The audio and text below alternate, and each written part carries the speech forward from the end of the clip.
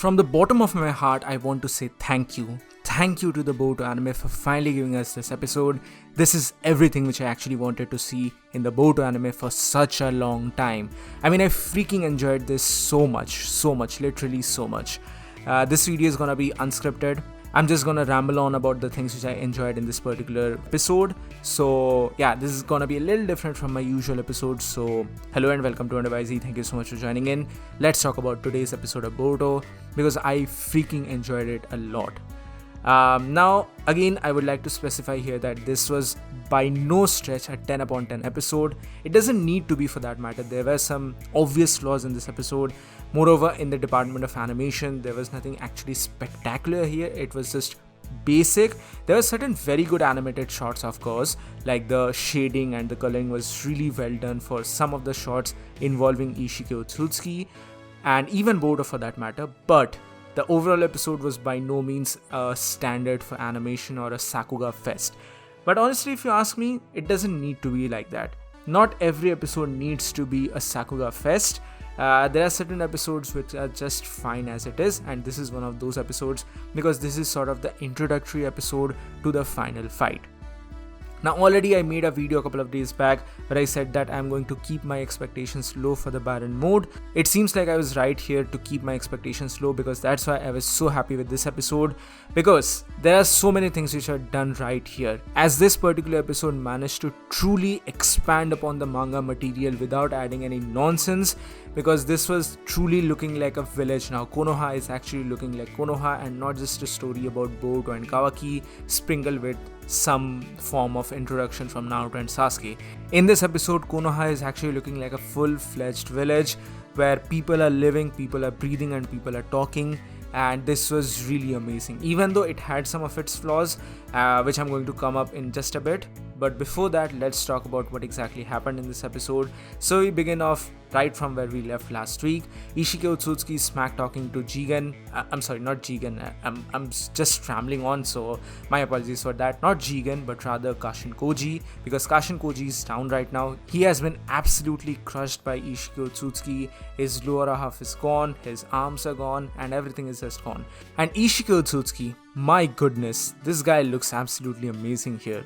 I'm not just talking about animation here, please note that I'm not just talking about animation here, but rather his antics and the way in which he carries himself.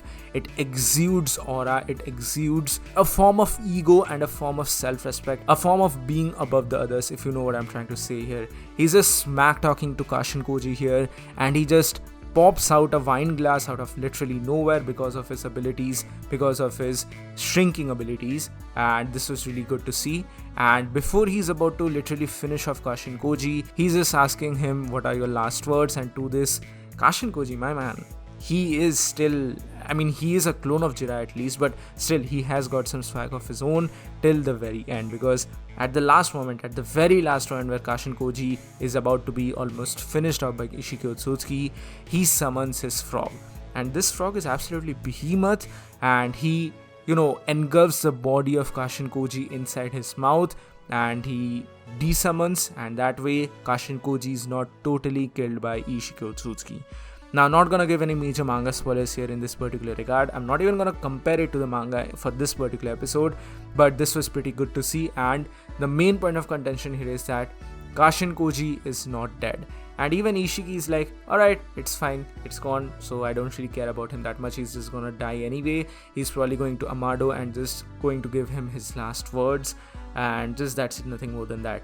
And after this, Ishiki Otsutsuki sets his goal straight, because his next goal is of course Konoha. He's coming for that damn fox, and he's of course coming for Kawaki as well. Now before Ishiki Otsutsuki introduces himself upon Konoha, there's a lot of stuff going on the side of Konoha as well, because Naruto is obviously having a sort of PTSD moment here with Boruto. He's not outright saying it, but it's pretty obvious because he is not going to allow Boruto to fight against Ishiki Otsutsuki. Boruto is adamant here. He says that he fought against Momoshiki, so he's also going to be contributing here in the fight against Ishiki Otsutsuki. But Naruto already knows the risk about doing something like that, because Boruto's body is sort of going under Otsutsukification, and he knows the truth about it and how he might lose his true self. And at the same time, Naruto also has a sort of PTSD kind of thing here, because underneath he truly believes that it was his fault because of which Boruto now has the karma and because of which his dear son is going to become an Otsutsuki.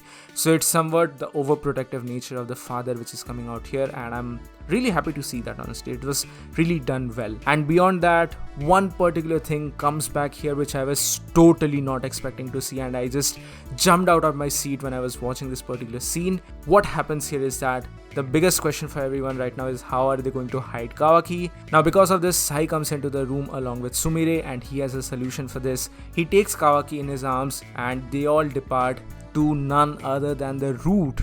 The Root, yes, the Root is back. It's freaking back. The Root, the Anbu Root, the place which was designed by none other than Danzo. And his name is also dropped here a couple of different times, and it's the very same passage where we were first introduced to Sai all the way back during the times of Naruto Shippuden. Now, one thing which was sort of, I don't know, missing here, or maybe we are going to see a little bit more of it in the next episode, but I kind of expected to see a reaction from Sumire as well, because she was after all involved with the Root because of her backstory and everything, but we didn't really get that reaction here. It was kind of unfortunate, but I guess it's fine. I'm not gonna complain about that here right now. And the biggest point here is that Kawaki is taken to the Root here, and they are about to enter a sealed off room, a room which Naruto had sealed because these are the times of peace and they didn't really require this facility anymore. But the reason why they need this facility right now is to store Kawaki from the eyes of Byakugan.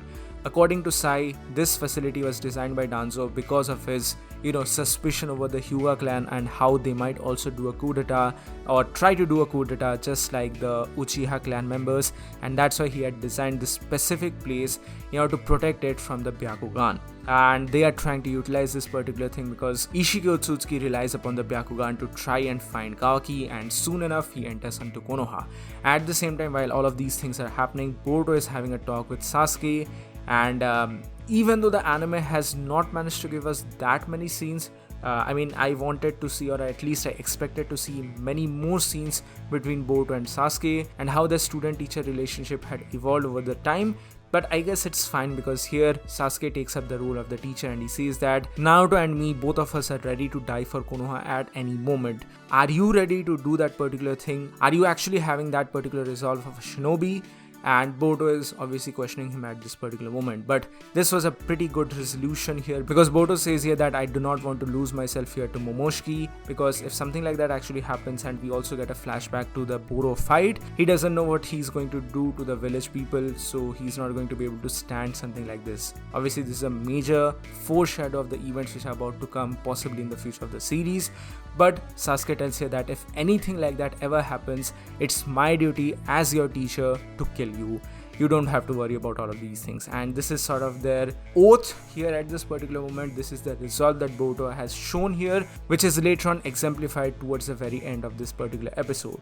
And with this, he asks for Sasuke's headband yet again. This headband, my dude, this has such a huge symbolic meaning throughout the entirety of Naruto, and now even in the Boruto series, it's gonna have such a huge meaning overall, because Sasuke once again hands over his headband, his scratched headband, to Boruto to keep his safekeeping, and he makes Boruto promise to return it to him from his very own hands. But on the other side, while the evacuations for Konoha are happening, guess who are back? The entire Konoha 11. Not everyone, but most of the Konoha 11 is back. Choji, Tenten, Kiba, Lee, and all the other characters are back here, and this truly feels like a village which is preparing for a war.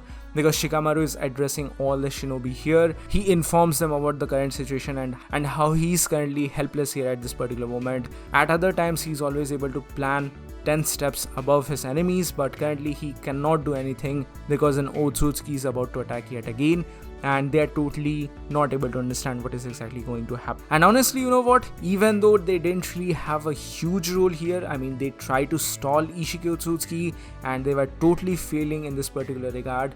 But still, I'm just happy to see these guys once again. Sure, maybe Rock Lee could have got a little better showing because since he is a master of taijutsu, he's not a ninjutsu user. I guess it's fine. We'll get to see more scenes of him in the future. So I hope that is fine. And surprisingly enough, there are other two Hokage present on that particular scene as well, in the form of Kakashi and even Tsunade. Even though they are just present there, they're just standing here and they don't really do anything in this particular regard, because towards the end of this episode, Ishiko, Tsutsuki, Naruto, Sasuke and Boruto are transported back into the dimension of Momoshiki. So yeah, they essentially do nothing here, they are just present here. But even then, just to see them present on this particular scene, that was fine by me. I mean, like I said in the beginning, this is not a 10 upon 10 episode by any stretch of means. But even seeing these people and seeing the root and seeing all the older characters, it's just something which I actually wanted to see, because this is fleshing out the story overall. This is expanding the story. This is making Konoha actually looking like a village and not just a puppet or not just a scene for Boruto and Kawaki to act upon. This is truly looking like a full-fledged village, which is actually preparing for an upcoming war, because they actually didn't know as to what exactly was about to happen. In the meantime, Ino is, relaying information to every single shinobi out there, which is evidently a pretty huge task, a pretty chakra-intensive task. And finally, Naruto arrives on the scene. And okay, yeah, Konohamaru also was present in the scene, and he joins the Konoha 11 guys in order to at least try to stop Ishiki Otsutsuki, but obviously they are taken down. And while he gets up for a second time, he's about to be taken down. At that particular moment, Naruto arrives like an absolute champ. And that sort of begins her actual fight against Naruto and Ishiko Otsutsuki, but he is sort of manhandled a little bit until Sasuke arrives into the scene. Now here, this was a pretty good scene, because Sasuke asked Naruto to throw some shuriken and some kunais and other knives at Ishiko Otsutsuki, because Ishiko Otsutsuki is going to use his shrinking powers to shrink away all of those materials.